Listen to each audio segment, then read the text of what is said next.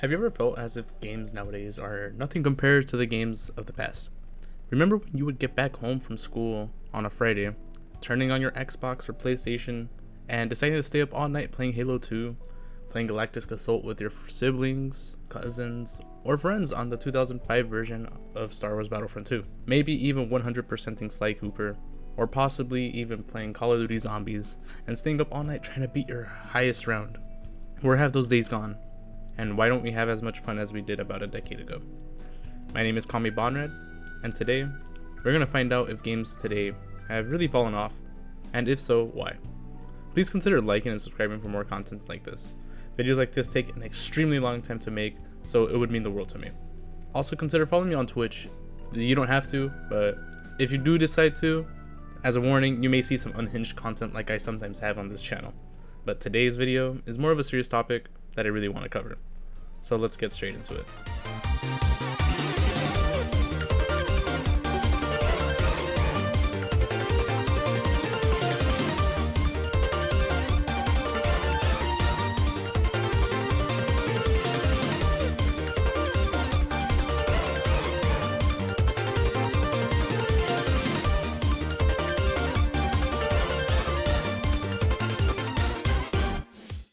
We're first going to answer 4 super specific topics that make a game good regardless of what time period it was released in. Number 1, innovation. If there isn't a new gameplay aspect in every new version of the game, what is the point of buying the next game? Number 2, quality. Whether the game producer promises to bring all the stuff that they said they will to their next game, and if the graphics can keep up to today's standards. Number 3, content. If a game isn't too repetitive, where you do the same thing over and over again with no goal in mind. And there has to be something to always do, or else it's gonna get stale. And of course, you can't forget about replayability, since that is the number 1 factor of games. And lastly, number 4, microtransactions. This is self-explanatory, as if every mobile game practically has this in some way, shape, or form. So let's start from the beginning and take a look at what makes a game excellent and work our way to today.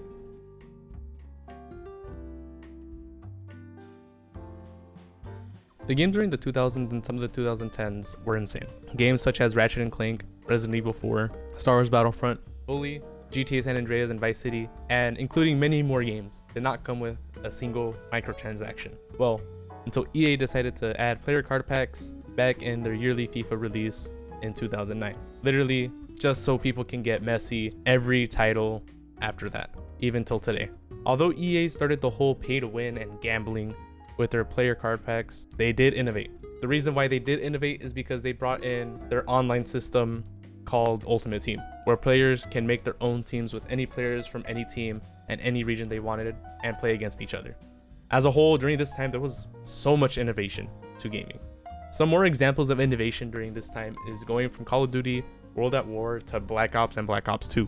Not only did they add more maps, World at War had introduced us to zombies in a first-person shooter, but they had also introduced the Coca-Colas, which are now pretty much featured in every single Black Ops that has ever released. They added more unique Coca-Colas with each Black Ops iteration. Some examples of them adding more Coca-Colas is like PhD Flopper, Widow's Wine, and many more. Another example of a huge game that had innovation was Assassin's Creed. With every new title Ubisoft had released, there was always new mechanics to this once amazing game series. Anyways, innovation is nothing if the quality of the game isn't the best. Which leads us to our next point.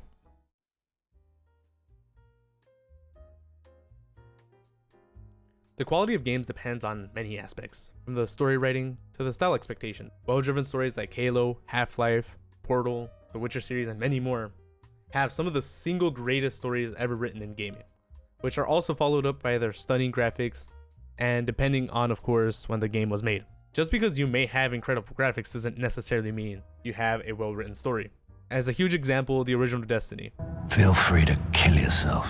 Anyways, it had a very mediocre story, and its original story, which was 10 times better than what we got, was scrapped, of course. Although the graphics of the game were impressive during 2014, which had both an initial release on the PS4 and PS3, it didn't meet Twix's expectations because of its mediocre story. If the story isn't good, the game will most likely be mediocre at best. Sometimes games don't need to have a story to be good. For example, the Call of Duty franchise has a story, of course, but people play it for its online gameplay rather than their story. And the content it brings with every title that comes by is fantastic nearly every time.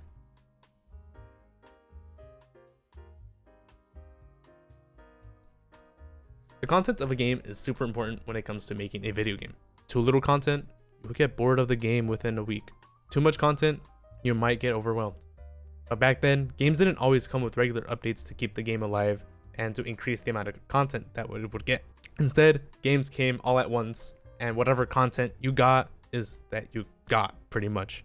So it was a 50-50. If you put too little, the game would die within a week or two. If you have too much content, well, that's honestly better than having too little content. One game that had plenty of content and will always have plenty of content is Minecraft, surprisingly. The reason being is because the content is limited to your creativity and your willingness to play it. If you have zero creativity, but you're willing to play it because of survival, and because you're a lunatic that loves survival, there's nothing wrong about playing survival, by the way, then play survival and continue playing at your own risk. Because once you die, boom, you have to pretty much restart. Well, not really restart, as long as you got the materials and stuff like that, of course.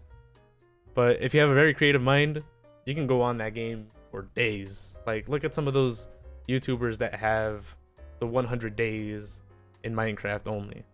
That's fucking crazy, and that is some creative ass minds I've ever seen. Sometimes this content would be locked, unfortunately, because you had to pay real life money with it. And this is what is called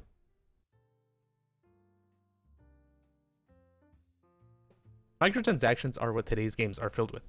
Back then, if there was a game that had microtransactions, it was instantly a bad game because no one was willing to work 300 hours just to get one little thing, where if you paid $3, you can get it instantly. It was very unfair towards the anti-microtransaction player, which just made the game horrible.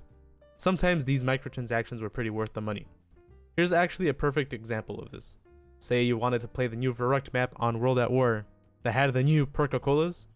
Just pay this fee and you unlock it with some more benefits with it. When it comes to microtransactions, there is an extremely thin line that differentiates pay to win or not. I'm looking at COD Mobile and all those horrible games with microtransactions. God.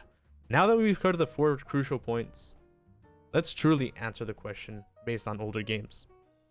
Have games from today really fallen off? Although the profits for the gaming industry have quadrupled in just this year and the amount of players have doubled from 2020 to now, the answer is still pretty simple. Yes, they have fallen off, whether we like it or not. Mainly because of the nostalgia that all us gamers have. Repetitiveness is what makes the gaming environment. There are hardly any new games that have really innovated or changed the gaming environment in a major way. Cyberpunk almost did this by recreating the biggest PC meme. Can it run Crysis? More like, can it run Cyberpunk? Also, microtransactions have plagued the entire gaming community. Here's a huge example. The start of Battlefront 2 when it first released. EA literally killed my boy with pay-to-win mechanics, like fucking star cards and loot boxes. And those star cards are meant for your characters. And not only that, you had to buy Darth Vader out of all things. Like, what the fuck? EA and 2K have pretty much played the market with their pay-to-win gambling, such as the player card packs that are in Madden and FIFA. And 2K with their NBA shit, whatever coins they got to level up your fucking player, which is honestly just encourages other companies to do the same. Fallout 76 with its horrendous start, and Bethesda's T-posing characters and glitchy gameplay that let down a lot of people, including me, is another example. It's our nostalgia for why we consider old games like Halo, Fallout New Vegas, Portal, and games like that, we consider them godlike. We remember these games well enough when we were younger that if we played them today, it would just hit us just as hard when we first played it the first time. Now back to the present, with the upcoming release of the rebooted Modern Warfare 2, that is releasing in less than a month, and also it being near Black Ops 2's 10th anniversary. People are hyped for it. Shit, I'm even hyped for it and I don't play shooters that much, which is very surprising. But people have their doubts, and so do I. Modern Warfare 2's $100 Vault Edition, which basically grants the player 50 tier skips from the first Battle Pass, unlocks the Battle Pass, and it also unlocks all the weapon attachments to the FJX Cinder, which is ridiculous as a pre-order. I'm scared that this game will end up like Vanguard or Advanced Warfare, where there's hardly any content. If your opinion is different from mine, tell me in the comment section below. Thank you so much for watching this lengthy and different type of video. If you got to the end of this video, might as well click the like and subscribe button for more content like this. Also, might as well go check out the Discord. It's in the link in the description. It's free to join. You can leave whenever you want. It's up to you. Thank you so much for watching. My name is callmebonrad, and I think what I'm trying to say is that Overwatch 2 sucks.